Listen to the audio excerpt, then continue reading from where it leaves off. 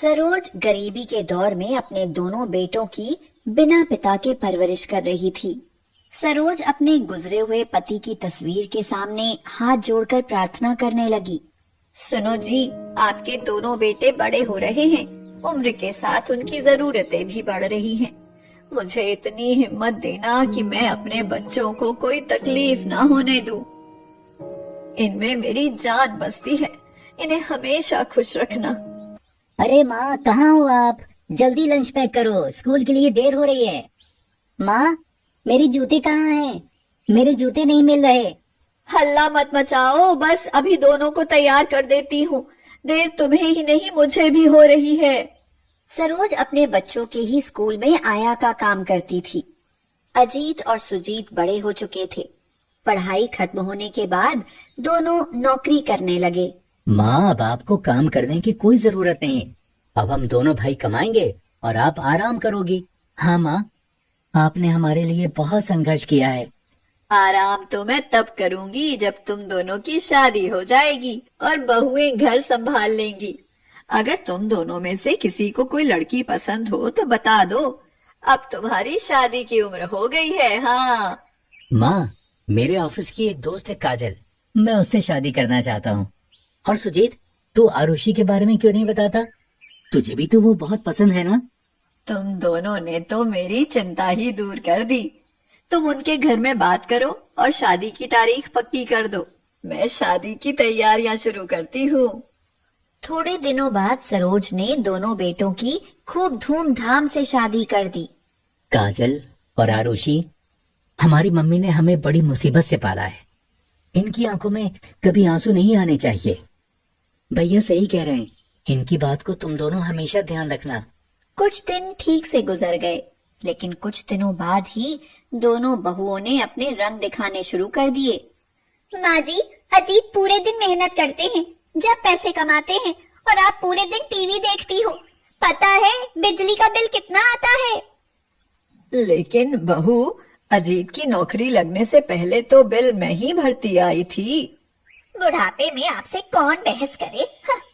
दीदी, ये क्या, आपने अभी रोटी भी नहीं बनाई? मैं तुम्हारी नौकरानी नहीं हूँ। मेरा पति अभी तुम्हारे पति से ज्यादा कमाता है। हाँ, ज्यादा कमाने से क्या मतलब? घर का काम तो ज्यादा मेरे ही हिस्से में आता है। चावल और सब्जी मैंने बना दी, बस रोटी ही तो बनानी थी। क्यों दिन रात झगड़ती रहती हो? आपको तो मुफ्त की रोटी मिल जाती है ना माँ जी, कुछ करना पड़े तो पता चले। जेठानी को तो झेलो ही, इस बुढ़िया ने और नाक में दम कर रखा है। हाँ। क्यों, मैंने क्या बिगाड़ दिया तुम्हारा? अगर मुझसे इतनी ही दिक्कत है तो अलग क्यों नहीं हो जाती? ठीक है, आज बंटवारा होकर रहेगा। अजीत और सुजीत को घर में हुए हंगामे का पता चला तो उन्होंने भी अलग होना ही बेहतर समझा। रोज की चिकचिक से वो भी तंग आ गए थे। सरोज उन्हें अलग होते हुए देख खून के आंसू रो रही थी। क्या ये वही बेटे थे जो सरोज ने बड़े प्यार और कठिनाइयों से पाले थे? सारा सामान बट गया, लेकिन सरोज, वह किसके हिस्से में आएगी? माँ तेरे पास रहेंगी। वैसे भी माँ की तबीयत खराब रहती है। नहीं भैया, मेरी आमदनी तो वैसे ही थोड़ी है, फिर माँ का खर्च कैसे उठा पाऊंगा? इसलिए माँ को आप ही रखो। दोनों के बीच बहस चल रही थी। लड़ो मत। जिस तरह सामान बांट लिया उस तरह मेरे भी टुकड़े करके क्यों नहीं बांट लेते? माँ जी, आपको क्या कमी है? आपके पास भी तो जमा पूंजी होगी। आपने भी तो पूरी जिंदगी आयागिरी की थी, लेकिन यहाँ तो आपसे अपने झूठे बर्तन भी नहीं धोए जाते। मेरी बात सुनो, अगर माँ जी को हमारे साथ रखना है तो इन्हें काम करना पड़ेगा। हाँ, मेरे बस की बात नहीं है इनका काम करना। देख रहे हो अजीत, बहू क्या कह रही है? माँ, तुम लोगों के बीच मैं पिस रहा हूँ। लड़ाई खत्म करने के लिए थोड़ा काम कर भी लोगी तो क्या हो जाएगा? वैसे भी पूरे दिन क्या करती हो? पूरे दिन तो सारे काम में तुम्हारा हाथ बटाती हो, और क्या चाहती हो? माँ जी, इसे काम नहीं कहते। मैंने देखा है, जब आप बाहर किसी काम से जाती हो तो बाहर अपनी सहेलियों के साथ खूब गप्पे लड़ाती हो। आपको तो बस बाहर वाले काम चाहिए। हाँ। सरोज का भी बंटवारा हो गया। 15 दिन वह अजीत के पास खाएगी और 15 दिन सुजीत के पास। अब सरोज को दोनों तरफ काम करना पड़ता, तब जाकर उसे 2 समय का खाना मिलता। बेटों को तो माँ का हाल पूछने की फुर्सत भी नहीं थी। बुढ़ापे में आराम न मिलने के कारण सरोज बहुत बीमार हो गई। लगता है इन्हें अस्पताल ले जाना पड़ेगा, कहीं मर गई तो लोग कहेंगे कि हमने बुढ़िया का इलाज नहीं कराया। सरोज अस्पताल में भर्ती करा दी गई। देख सुजीत, हॉस्पिटल में जो भी खर्चा आएगा उसके आधे पैसे तुम्हें देने पड़ेंगे। भैया मैं कहाँ से दूंगा? वैसे भी माँ तुम्हारे घर बीमार हुई है, मेरे यहाँ तो 8 दिन बाद आती, इसलिए माँ की बीमारी का खर्चा तुम्हारे ही हिस्से में आएगा। अजीत और काजल परेशान हो गए कि अब सारा खर्चा उनको ही करना पड़ेगा। काजल बोली, मैं तो कहती हूँ कि माँ जी के पास कुछ तो होगा, और कुछ ही नहीं तो ज्वेलरी तो होगी ही, उसे ही बेच देते हैं, आखिर वो कब काम आएंगे, और किसे पता कि माँ जी बचेंगी भी या नहीं। काजल और अजीत ने घर जाकर सरोज की अलमारी खोली, जिसमें सरोज की वसीयत और उसके साथ एक चिट्ठी निकली, जिसमें लिखा था, बैंक में मेरे 20 लाख रुपए जमा हैं, जो मैंने अपनी मेहनत से अपनी खुशियों का गला घोटकर कमाए हैं। मैं जानती हूँ मेरे जीते जी ही मेरी जायदाद और बच्चों की तरह मेरा भी बंटवारा हो जाएगा, इसलिए अपना सब कुछ मैं अपनी बहू और बेटों के नाम कर रही हूँ, ताकि जब उनके बच्चे उनका बंटवारा करें तो वो मेरी तरह अपने बहू बेटों पर आश्रित न रहे और मेरी तकलीफ महसूस न कर सके। अगर उनके पास संपत्ति होगी तो उनके बच्चे कभी उनका बंटवारा नहीं करेंगे।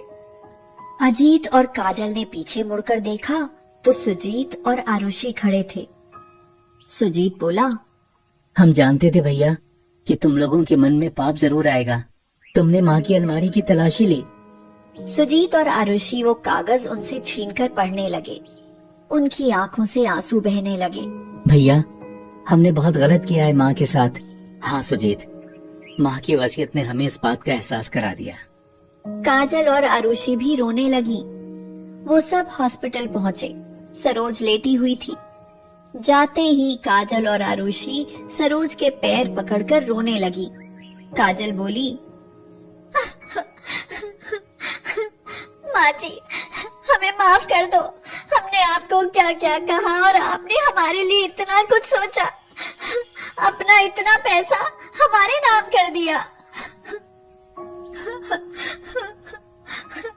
माँ जी आपने हमें हमारा भविष्य दिखाकर हमारी आंखें खोल दी है, लेकिन मैंने क्या किया मेरे बच्चों? माँ, हमने आपकी वसीयत के साथ रखी चिट्ठी पढ़ ली है। शायद आप जानती थी कि हम भटक जाएंगे, लेकिन अब कभी ऐसा नहीं होगा। तुम जल्दी ठीक होकर घर चलो। नहीं बेटा, अब वहाँ जाने का मन नहीं है। अब मुझे वृद्धाश्रम छोड़ आना। ऐसे बंटवारे से अच्छा है मैं वहीं रहूं। दोनों बेटे और बहुएं सरोज के पैरों में गिर गए और बोले, नहीं माँ, घर चलो, हमें माफ कर दो। हाँ माँ जी, हमें माफ कर दीजिए। मैंने बिना पिता के तुम्हारी परवरिश की। एक आया बनकर मैं तुम्हारे भविष्य के लिए पाई पाई जोड़ती रही, क्योंकि तुम मेरे बच्चे हो और मैं नहीं चाहती कि तुम्हारे बच्चे भी तुम्हारे साथ ऐसा करें जैसा तुमने मेरे साथ किया है। यही एहसास दिलाने के लिए मैंने वो चिट्ठी लिखी थी। मैं खुश हूँ कि मेरे बच्चों को समझ आ गई। तो अब घर चले माँ? हाँ चलती हूँ, लेकिन पहले वादा करो कि अब कभी बंटवारे की बात नहीं होगी और हम सब मिलकर रहेंगे। हाँ हम वादा करते हैं माँ। और फिर सब खुशी खुशी एक साथ रहने लगे।